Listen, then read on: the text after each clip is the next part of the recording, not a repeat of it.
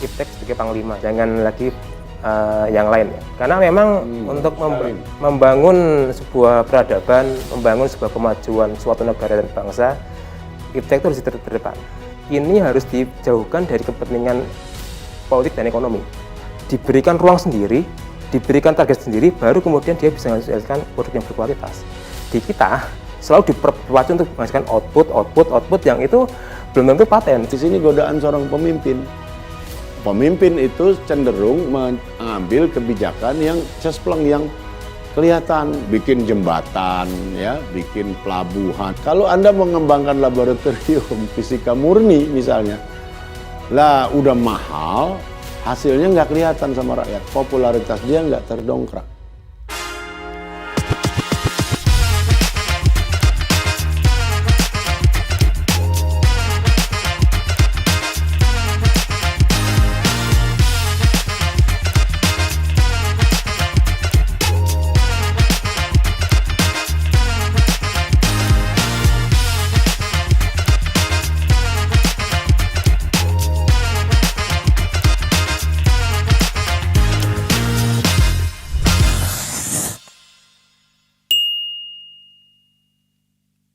Halo kawan-kawan, jumpa lagi dengan saya Dea Gita di Talk Show Gagasan Progresif.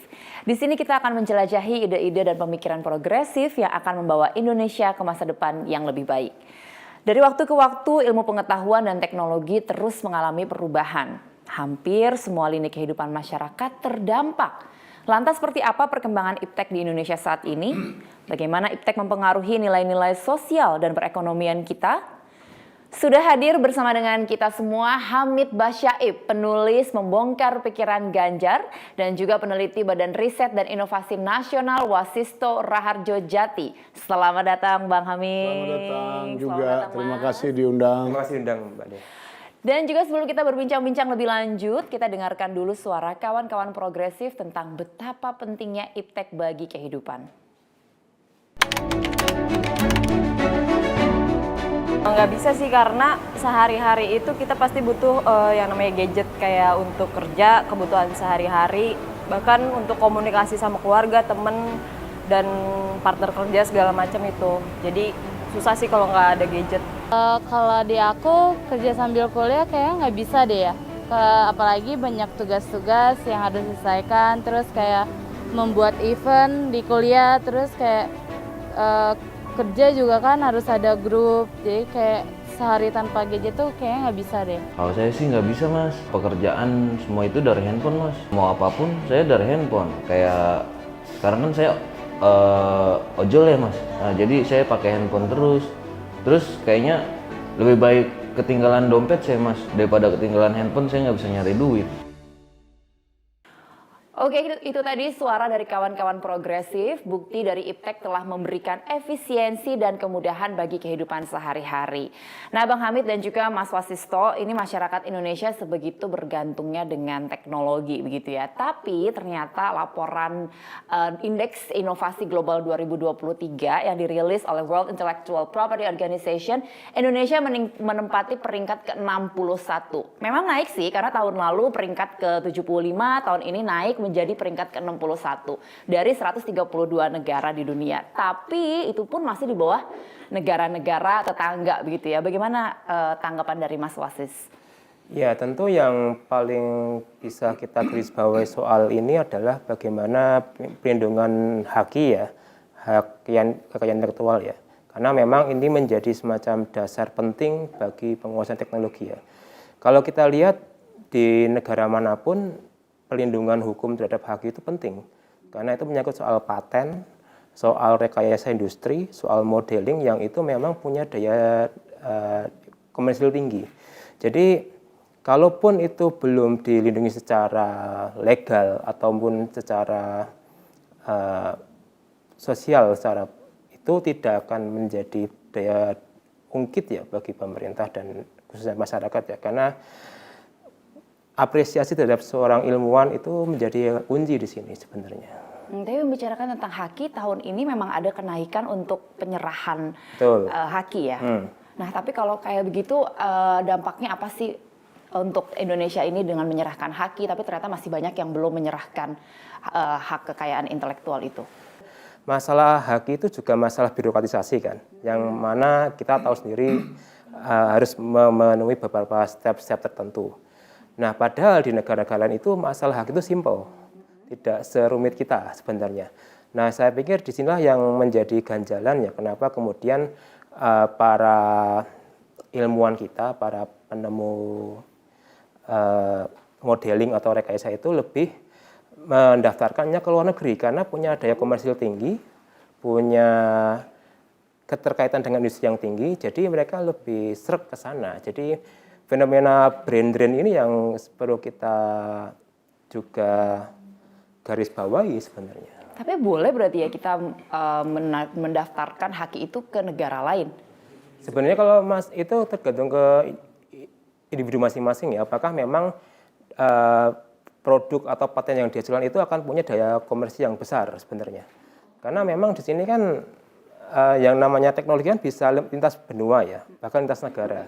Jadi memang di sini kembali ke perusahaan masing-masing, apakah yang bersangkutan itu mau menjangkau masyarakat luas atau mungkin hanya terlokalisir di Indonesia saja. Oke, indeks inovasi global itu kan merupakan angka untuk mengukur perkembangan dan juga inovasi suatu negara.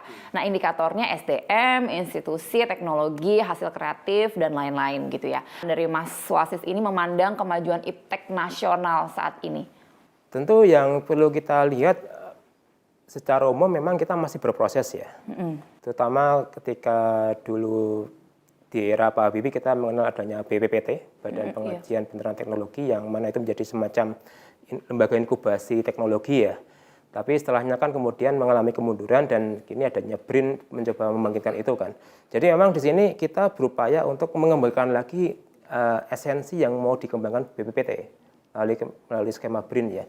Meskipun kita tahu masih berproses panjang, masih perlu adanya dukungan dari negara maupun masyarakat. Jadi saya pikir disinilah yang menjadi faktor penting ya, bagaimana kita bisa membangkitkan teknologi dan inovasi ke depan. Kalau dari Bang Hamid sendiri, bagaimana selama ini melihat dari Bang Hamid kan sudah melewati dari masa ke masa, iptek di Indonesia ini seperti apa? Secara umum tidak banyak kemajuan, ya, tidak signifikan gitu ya. Dan saya kira ini faktornya banyak sekali, gitu ya. Mari kita lihat beberapa variabel yang relevan untuk diperhatikan. Satu, anggaran negara, ya. PBB itu atau lembaga-lembaga internasional pada umumnya yang relevan dengan bidang ini menetapkan satu standar. Misalnya pengembangan iptek itu jangan lupa ya, bukan teknya aja nih, tapi ada ip-nya nih. Ilmu pengetahuan. Itu kira-kira yang ideal katanya sekitar mungkin 4% dari state budget ya, APBN. Sekarang kita lihat di Indonesia berapa? Saya kira di bawah 1%. Jadi memang masih jauh ya. Satu itu faktornya. Kedua soal perlindungan hak cipta, ya, property rights, intellectual property rights, IPR, itu juga lemah. Sehingga misalnya, dan ini terutama terjadi di bidang kreatif ya, orang bikin karya-karya kreatif selalu dengan cemas karena perlindungan hukumnya lemah sekali. Jadi daya cipta itu tidak dilindungi. Itu faktor lainnya lagi. Jadi memang secara umum budaya kita belum menopang untuk menjadi bangsa penemu atau bangsa pencipta. Ini memang mungkin perlu waktu lama ya. Nah karena itu ketentuan hukum dan bukan hanya ketentuannya, dari segi aturan sudah memadai sebetulnya, perlindungan hukum secara formal ya. Eksekusinya yang jadi masalah ini. Nah ini selama ini tidak diatasi, bangsa kita akan begini-begini saja. Nah yang kedua, ada satu ekosistem umum yang harus tercipta. Begini, teknologi itu hanya hasil akhir dari satu rangkaian proses saintifik, ya, ilmiah.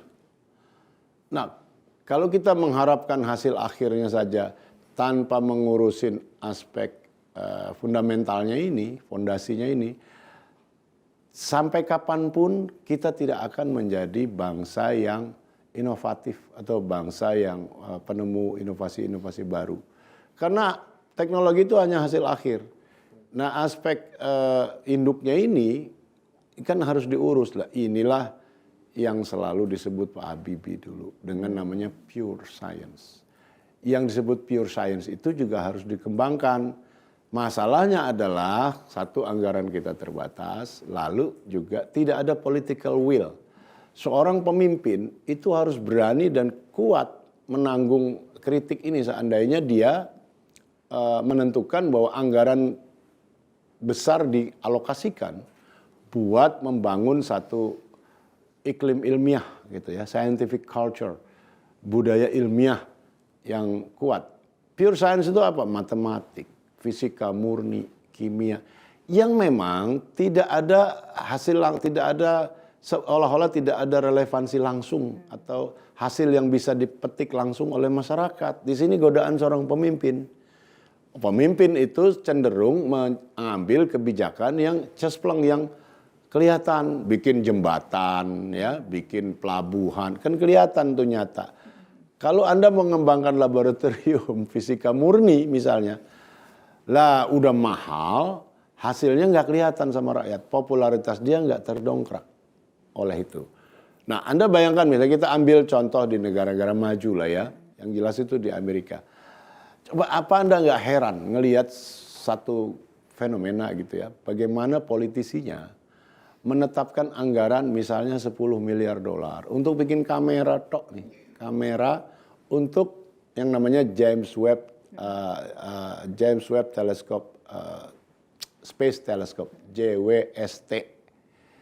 Itu 10 miliar dolar, bikinnya 10 tahun lebih, melibatkan lebih dari 10.000 ilmuwan seluruh dunia, bukan hanya Amerika itu. Bikin apa? Cuman bikin kamera. Untuk apa? Untuk motret situasi alam semesta. Sejak alam semesta ini muncul 13,8 miliar tahun yang lalu. Pertanyaannya kembali, hasil nyatanya buat masyarakat Amerika apa? Nggak ada. Nah, yang kedua, di dalam pengembangan iptek atau teknologi itu ada yang disebut serendipity, yaitu satu penemuan yang nggak sengaja tetapi sangat berguna. Misalnya ya, NASA, ya, lembaga antariksa Amerika itu bikin rover misalnya, bikin pesawat ulang-alik yang untuk menjelajah Mars. Itu juga nggak ada relevansinya buat kebutuhan nyata rakyat Amerika sebetulnya. Tapi pemimpinnya berani bahwa ini penting. Kenapa? Karena rakyat itu kan, apalagi yang di bawah, kan nggak ngerti. Loh, kalau kebijakan negara hanya dipandu oleh ketidakmengertian khalayak ramai ini, mau jadi apa bangsa itu? Nah, karena itu para pemimpin sebaiknya jangan terlalu ngikutin kemauan, karena mereka nggak tahu. Yang tahu ini orang-orang elit yang terpelajar, yang punya pandangan 50-100 tahun ke depan. Nah, NASA misalnya, dengan bikin lembaga antariksa itu, dia menghasilkan beribu-ribu produk lain yang disebut nggak sengaja itu. Transistor lah, misalnya juga baju anti api lah, sepatu yang tahan inilah, kacamata gini. Itu nggak sengaja ketemunya. Tapi kemudian ini dijadikan industri, misalnya helm yang kuat atau dari bahan karbon yang enteng tapi kuatnya ribuan kali dari besi misalnya. Itu sudah ditemukan orang. Nah, induknya ini kita pernah mengalami itu juga sampai sekarang di Nurtanio ya, pesawat terbang yang di Bandung yang dibikin Pak Habibie dan pakai nama Angkatan Udara Nurtanio itu. Dengan bikin itu, bikin juga kemudian nggak sengaja panci yang kuat dan sebagainya. Oke, nanti kita juga akan membahas nih tentang ilmuwan-ilmuwan yang ada di Indonesia. Nah, tapi sekarang ini mengapa sih sebenarnya iptek di Indonesia ini belum berkembang? Apakah salah satu alasannya adalah karena masyarakat kita ini dominan sekedar menggunakan perangkat teknologi seperti yang tadi Bang Hamid sempat sebutkan ya. Pokoknya masyarakat rasakan langsung nih. Baru mau ada perubahan sebagai hiburan ketimbang untuk belajar dan berkreasi atau mencari cuan. Nah, gimana nih Mas Wasis? Ya, tentu kalau demikian itu kembali lagi ke masalah literasi ya. Karena bagaimanapun juga fondasi iptek itu kan literasi kan. Nah, masalahnya di kita itu adalah literasi kita semakin lama makin menurun ya. Artinya kemampuan Justru semakin menurun. kemampuan ya kita kalau lihat skor PISA deh. Skor PISA yang kita lihat kemampuan matematika kita turun, kemampuan fisikanya agak turun. Jadi memang di sini kalau yang basic science aja itu belum unggul, bagaimana kita bisa menguasai iptek gitu, Mbak. Karena di negara-negara manapun ilmu pasti itu menjadi fondasi penting gitu. Nah, sayangnya di Indonesia literasi kita itu belumlah merata sepenuhnya dari mungkin di Jakarta tinggi tapi di luar Jakarta rendah, atau mungkin di Jawa tinggi di luar Jawa rendah. Jadi memang itu fondasi paling penting ya, bagaimana literasi itu menjadi pendorong. Tapi kalau kitanya masih belum menguasai secara kritis ya jangan sampai kita kemudian hanya menjadi bangsa konsumsi aja. Wow, tapi itu memang sedih banget sih seperti yang tadi Bang Hamid juga sempat sebutkan. Kalau misalkan kitanya tuh nggak pernah ada kita nggak mau mengikuti perkembangan, pokoknya yang menurut saya profit ya itu yang akan saya lakukan. Tapi kalau nggak profit menurut saya langsung nggak akan saya lakukan gitu ya. Tapi kira-kira itu bagaimana agar kita bisa mengubah mindset itu, Mas Was? Nah, itu dia. Sebenarnya kalau kita lihat di negara manapun ya, itu kan ada namanya paradigma technological state ya, di mana sains itu sebagai fondasi kemajuan sebuah negara. Dan memang ini harus dijauhkan dari kepentingan politik dan ekonomi. Karena memang dia harus mandiri, harus independen, dan dia tidak harus ada interaksi dengan yang lain. Cuman masalahnya di kita adalah, ya sains itu kadang ditarik ke kepentingan ekonomi, kadang ditarik ke kepentingan politik. Karena memang luaran sains misalnya, itu akan menunjukkan bagaimana negara itu berpacu kan, dan itu mesti dikemas secara politik. Jadi idealnya kalau kita perlu mengembangkan paradigma itu, kita harus benar-benar membangun sebuah lembaga sains yang itu memang independen, mandiri, dan fokus pada soal sains ya, daripada berkelindan dengan masalah-masalah birokrasi dan sebagainya. Karena kalau kita lihat di negara lain ya, lembaga-lembaga riset itu ya mandiri, independen, dan mereka berkolaborasi dengan lembaga-lembaga lain ya. Misalnya mereka bikin proyek bareng, bikin kolaborasi soal proyek tertentu misalnya. Jadi memang itu kuncinya sebenarnya kalau kita bisa baca. Oke, menyelaraskan iptek dengan budaya gitu ya. Ada sebagian kelompok masyarakat ini, masyarakat adat begitu ya, yang pasti sudah pernah dengar sebelumnya yang meminta pemerintah itu untuk memutus jaringan koneksi internet. Untuk meminimalisirkan dampak negatif dari internet itu. Nah, kalau menurut Bang Hamid sendiri bagaimana tanggapannya seperti ini? Gini, kasus-kasus begitu mungkin 1-2 ada, tapi sama sekali tidak mencerminkan pemikiran umum atau tendensi mental secara umum ya. Secara umum masyarakat kita tidak seanti itu, tapi memang sama sekali belum mengembangkan dan belum menempatkan diri di dalam satu kerangka budaya ilmiah. Begini ya, budaya ilmiah itu jangan main-main, ini soal serius sekali ya. Sekali Anda masuk ke satu budaya ilmiah gitu ya, katakan ya, itu Anda harus keras, harus tegas, nggak bisa dicampur-campur. Dan nggak bisa setengah-setengah juga ya? Nggak bisa setengah-setengah, dan inilah yang terjadi di Indonesia. Nah, karena itu saya memandang penting sekali yang disebut scientific culture ini. Inilah yang tidak kunjung terbentuk. The brutal truth of scientific findings. Jadi kebenaran saintifik itu brutal. Dalam arti keras, nggak bisa dibantah, dan terlepas dari Anda suka atau tidak, menguntungkan atau tidak. Kalau ini sesuatu benar, ya benar. Kenapa pada titik tertentu kita terus menggok belok-belok ke sana kemari, akhirnya nggak jelas lagi. Nah, menurut saya itulah yang perlu sekali dibangun ya, dan jangan takut karena kalau ini berkembang Anda nggak akan kehilangan apa-apa. Justru yang akan Anda dapatkan adalah hal yang begitu banyak. Jangan lupa tidak ada satupun bangsa dalam sejarah umat manusia yang pernah maju bukan dengan sains. Nah sekarang misalnya yang terbaru kita lihatlah contoh yang dekat-dekat aja, Cina. Siapa yang nggak gentar sama Cina ngelihat sekarang? Bukan sekedar karena dia kaya, tapi dia serius ngebangun sains. Khususnya di bidang artificial intelligence. Selama kita berani membayarnya dan yakin dengan perhitungan yang jelas, memang hasilnya mungkin baru 15-20 tahun ke depan. Tapi memang sebuah bangsa memang didesain kan bukan untuk hidup 15-10 tahun. Tapi kan hidup buat ratusan tahun, jadi berpikirnya juga harus besar-besaran gitu. Betul. Khususnya buat pemimpin. Oke, Mas Wasis, ini Indonesia ini kan bakal mengalami yang namanya bonus demografi hingga satu dasar. Sekarang sudah mengalami. Bahkan hingga satu dasawarsa ke depan. Nah, namun apakah tetap bisa jadi keuntungan bila kita tak menguasai iptek? Ya, kalau secara umum kan bonus demografi ini bisa dimaknai dua hal ya. Apakah dia bisa menjadi jendela bencana, windows of disaster, atau windows of opportunity ya, jendela kesempatan. Di Indonesia memang capaian bonus demografi kita fluktuatif. Kadang itu sesuai target, kadang mundur ke belakang. Karena yang perlu kita lihat, komposisi utama bonus demografi kita kan adalah generasi milenial dan Gen Z kan. Yang kita tahu mereka juga bagian dari sandwich generation. Sandwich generation Jadi istilahnya, ya. dia ada beban ke atas juga ke bawah.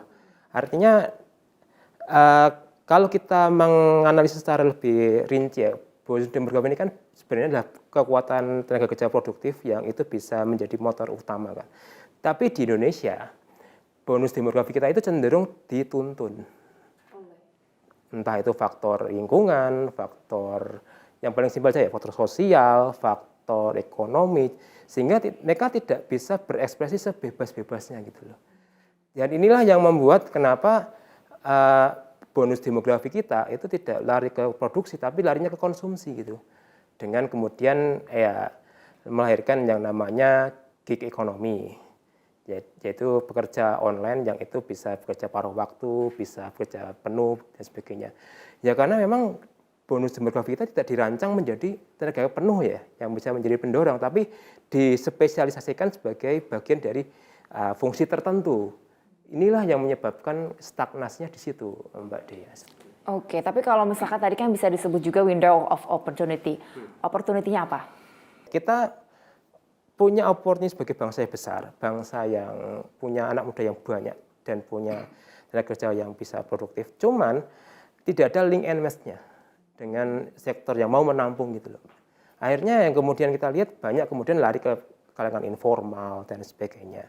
Ya tidak salah memang, tapi kita bisa lihat bagaimana kontribusinya itu lebih banyak ke konsumsi daripada produksi gitu loh. Dan ujung-ujungnya jadi banyak anak muda yang lebih memilih untuk keluar negeri nggak sih? Saya bekerja di luar negeri aja. Betul. Gitu. Jadi saya di sana lebih dihargai. Ya, bahkan yang ke sekolah luar negeri, kemudian Tidak pernah balik lagi. menjadi PR atau tidak balik lagi, ya. Brain drain ya. Brain drain, fenomena brain drain ini yang saya pikir menjadi faktor yang sangat krusial ya kalau kita baca ya sebenarnya. Banyak orang pintar itu malah lari keluar malah. Oke, dan Indonesia juga secara geografis ini kerap dilanda bencana alam. Nah, seperti apa nih peran iptek dalam mengantisipasi dan menanggulangi hal tersebut sejauh ini? Sudah efektif, Bang Hamid? Mitigasi yang terbaik itu adalah mitigasi teknologis, sudah pasti ya. Misalnya sistem alarm lah. Kita ambil contoh lagi Jepang, itu sebuah bangsa yang hebat sekali dalam arti dia menyadari betul ini rawan bencana negeri saya ini. Setahun bisa 5-6 kali gempa bumi, itu biasa sekali mereka. Karena itu mereka berpikir keras tentang mitigasi. Dan sangat serius, saya tempo hari sekian bulan di sana ngelihat banget. Terus misalnya dia ngembangkan apa teknologi misalnya di sini nih ya, di Wisma Nusantara itu bikinan Jepang tahun 70. Anda tahu nggak itu di bawahnya itu roda sebetulnya, roda beton besar sekali banyak. Jadi sebenarnya bangunan itu di atas roda itu, sehingga kalau ada gempa bumi dia elastis. Kalau Anda ke situ naik ke lantai 28-nya, ada satu restoran di situ, ambil makan goyang-goyang. Tapi misalnya gempa-gempa dia nggak kena tuh, udah 50 tahun lebih. Itu orang Jepang yang bikin, yang sebelahnya hotel Pullman itu. Nah, di Jepang itu teknologi itu terus-menerus dikembangkan.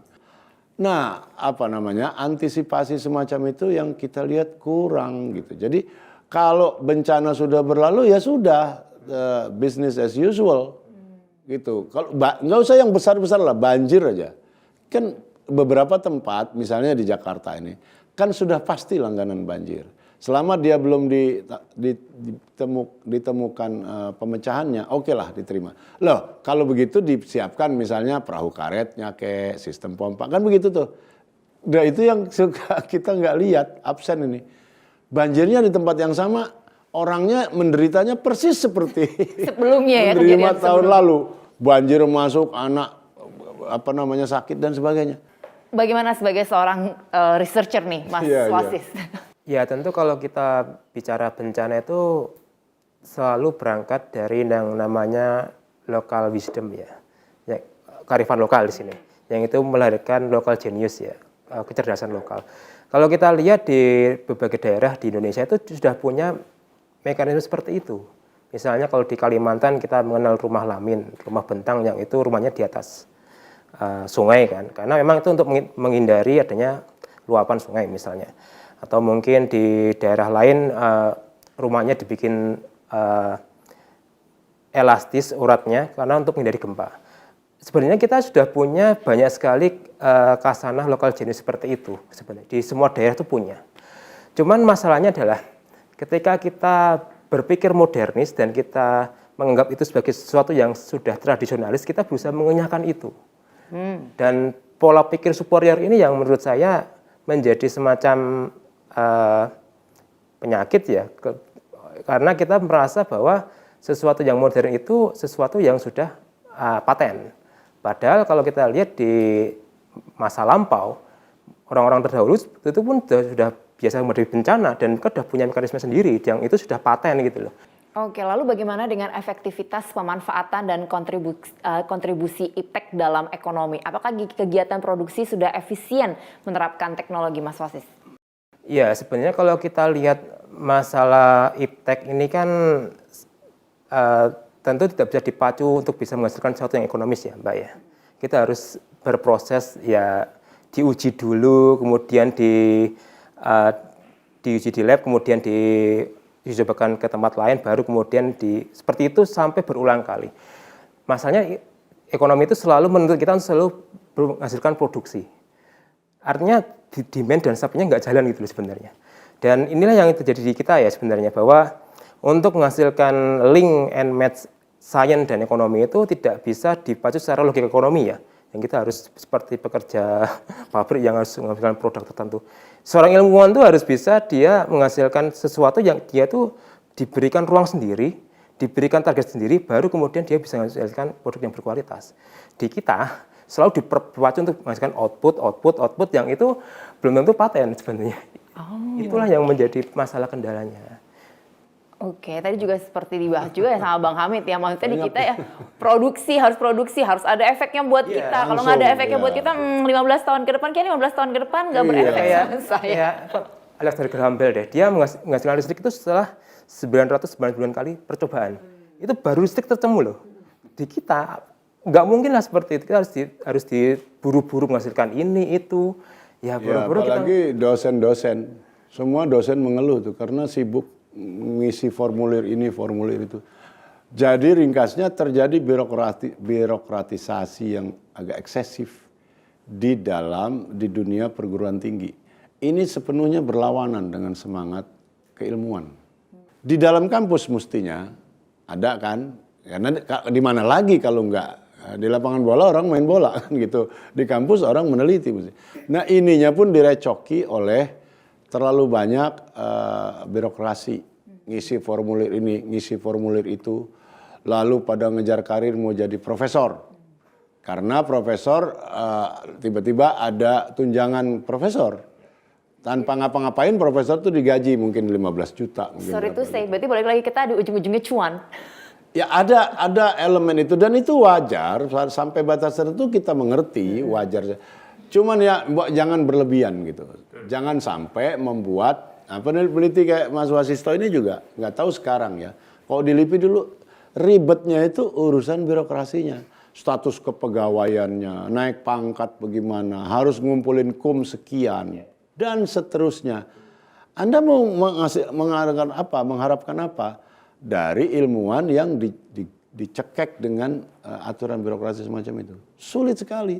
Karena itu dari awal sekali saya bilang ini memang banyak sekali faktornya. Antara lain yang begini-begini ini. Coba Anda tanya, saya mohon maaf ya. Coba Anda tanya ilmuwan, profesor katakan ya. Di seluruh kampus negeri terutama di Indonesia. Ada nggak yang merasa, wah saya ini happy banget. Saya kerja di laboratorium ini benar-benar dikasih kebebasan sehingga saya banyak sekali dan bukan hanya saya, kolega-kolega saya menghasilkan temuan-temuan yang dipatenkan. Pokoknya kami ini benar-benar bebas ini di sini gitu. Ada nggak yang begitu? Nggak akan ada. Yang ada begitu ditanya, ya Pak pegawai negeri harus ngisi ini itu loh. Jadi ahli matematik, fisikawan dibikin kayak pegawai biasa. Kayak misalnya kayak Pak Habibie.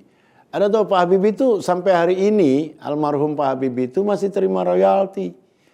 Karena dia penemu misalnya crack di dalam pesawat itu kan dipakai oleh Boeing, oleh McDonnell Douglas atau siapapun, bayar ke Pak Habibie dan keluarganya sekarang. Dan masih banyak lagi katanya ada Habibie's Factor ada sekarang saya nggak tahu. Dan itu menghasilkan duit yang besar gitu. Nah, yang lain-lain rupanya nggak bisa begitu karena banyak faktor tadi. Tapi membicarakan tentang SDM, kita kan selalu bilang Pak Habibie kayak gitu ya. Itu kan maksudnya Pak Habibie itu udah lama sekali. Bagaimana dengan peneliti-peneliti terbaru nih? Ada nggak sih Mas Wasis peneliti-peneliti terbaru? Ini namanya $1 million question. Pertanyaan yang nilainya ya kan? tinggi. Karena kita selalu tahu Pak Habibie maksudnya Kok yang lain kemana gitu? Ini udah tahun 2023 loh. Maksudnya Iya, generasi sekarang nih ada nggak sih ilmuwan-ilmuwan seperti itu? Apakah Indonesia ini rame loh ya maksudnya populasinya. Tapi apakah memang SDM di bidang peneliti ini sangat sedikit sekali atau seperti apa Mas Wasis? Sebenarnya banyak Mbak. Di BRIN sendiri banyak yang potensial sebenarnya. Cuman kurang terekspos dan kurang terfasilitasi. Artinya misalnya kalau bantuan untuk spesimen atau mungkin untuk pengerjaan lab itu belum ada dananya misalnya, atau mungkin untuk penggunaan rekayasa ini belum ada bahan bakunya misalnya. Padahal mereka sudah punya skemanya di kepala untuk bisa menghasilkan suatu produk. Cuman lagi-lagi daya dukung ini yang belum ada. Teman-teman saya di BRIN itu banyak potensi sebenarnya, bahkan tidak kalah dengan yang di luar negeri. Cuman fasilitas ini yang belum terkonsolidasi satu sama lain. Artinya kalau kita membangun sebuah ekosistem riset, kita masih berada di tahapan pengembangan. Cuman masalahnya adalah ketika kita ingin mengadu ke negara, memang negara juga punya batasan ya, punya batasan untuk hal seperti ini. Dan kami kemudian mencoba berkolaborasi dengan lembaga luar. Cuman masalahnya adalah tidak semuanya peneliti punya keistimewaan seperti itu gitu loh. Mungkin hanya peneliti ilmu eksakta, ilmu pasti, ilmu teknik. Oke, mungkin tadi juga ada sempat disebutkan juga bahwa mungkin ilmuwan-ilmuwan ada juga yang tidak mendapatkan privilege atau mungkin tidak mendapatkan keistimewaan gitu ya untuk bisa research atau bisa menemukan sesuatu begitu. Kira-kira menurut Mas Wasisto nih untuk kedepannya pemimpin seperti apa sih yang diharapkan kayak gitu dan bagaimana seharusnya pemimpin masa depan ini memandang dan juga memposisikan IPTEK dalam kehidupan bernegara. Kebijakan seperti apa sih yang harus dapat diambil? Ya tentu kalau yang perlu kita garis bawahi itu IPTEK sebagai panglima ya. Jangan lagi yang lain ya. Karena memang untuk membangun sebuah peradaban, membangun sebuah kemajuan suatu negara dan bangsa, IPTEK itu harus di terdepan. Bagaimanapun juga caranya. Jadi saya pikir seorang pemimpin itu harus peka soal hal ini ya. Karena membangun Indonesia atau negara lain itu kalau IPTEK-nya tidak diurusi ya nggak mungkin negara itu bisa maju ke depan sebenarnya. Jadi saya pikir paradigma IPTEK sebagai panglima itu harus dikedepankan. Oke, baik. Kalau dari Bang Hamid. Wah, ini saya senang sekali nih. Ini term yang bagus sekali. IPTEK sebagai panglima. Nah, jadi saya harap betul siapapun pemimpin nanti, kan kalau bagi saya mudah-mudahan Ganjar dan Mahfud itu benar-benar menghayati urusan ini. Jangan mau kompromi, jangan mau tawar-menawar gitu. Karena ini benar-benar penting gitu menjadikan IPTEK sebagai panglima. Ya. Karena tadi yang saya bilang nggak ada bangsa satupun di dunia ini bisa maju tanpa mengembangkan IPTEK. Dan Anda tadi menyebut-nyebut Habibie. Pak Habibie itulah sejak tahun 74 dia datang ke sini yang tidak putus-putus setiap hari mengingatkan ini. Sebelum Pak Habibie nggak ada orang yang betul-betul, tentu ada ilmuwan ya, ada Pak Sutami, ada Pak Ruseno, tapi nggak ada yang betul-betul gigih dan menghayati dengan kesungguhan hati yang luar biasa selain Pak Habibie sebelumnya. Setelahnya juga sedih sekali, setelah Pak Habibie nggak ada juga nggak ada lagi gitu. Jadi Habibie dalam rentang sejarah kita itu di tengah sendirian, Ain Malik istilahnya, cuma tunggal. Nah, IPTEK itu memang panglima seperti kata itu bagus sekali.